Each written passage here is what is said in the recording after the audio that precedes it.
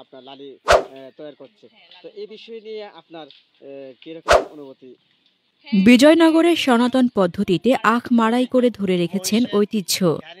বিজয়নগর প্রতিনিধি মোহাম্মদ শামীম মিয়ার পাঠানো তথ্য ও ভিডিও চিত্রে দেখুন বিস্তারিত। আপনার স্বপ্নের যাত্রা হোক ফ্লাই ইনফিনিটির সাথে।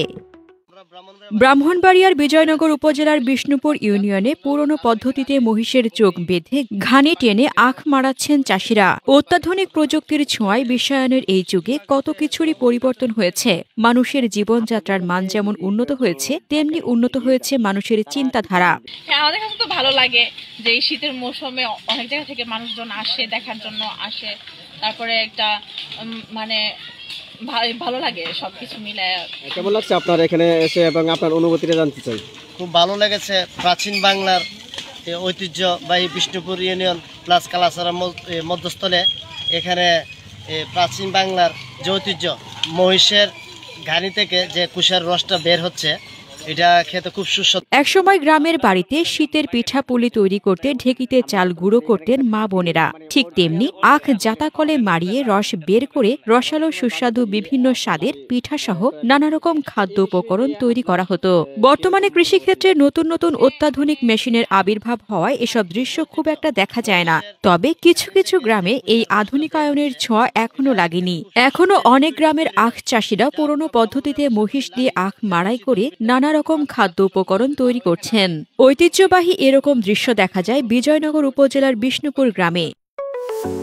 আপনার স্বপ্নের যাত্রা হোক ফ্লাই ইনফিনিটির সাথে। এই যে পেরাইতেছি না এখন, কুশারটা বাঙ্গাইতেছি। কুশারটা বাঙ্গাইতে গিয়ে আপনার 2.5 ঘন্টা সময় নেয়। আর চুলাটার মধ্যে নেয় আপনার 2.5 ঘন্টা। মোট 5 ঘন্টা জায়গায় এই চুলাটার গাছে।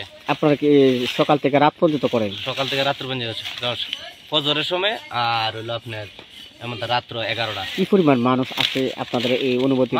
শুক্রবার আর শনিবার প্রচুর মানুষ। এমনিতে লালি বিক্রি করছি 250 থেকে 300 কেজি লালি।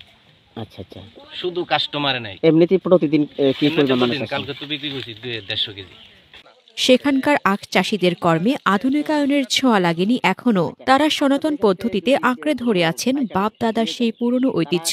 তবে এখনো ক্রেতা ও ব্যবসায়ীদের কাছে এ পদ্ধতিতে আখ মাড়াই থেকে সংগ্রহিত রস, লালি এবং গুড়ের চাহিদা অনেক বেশি।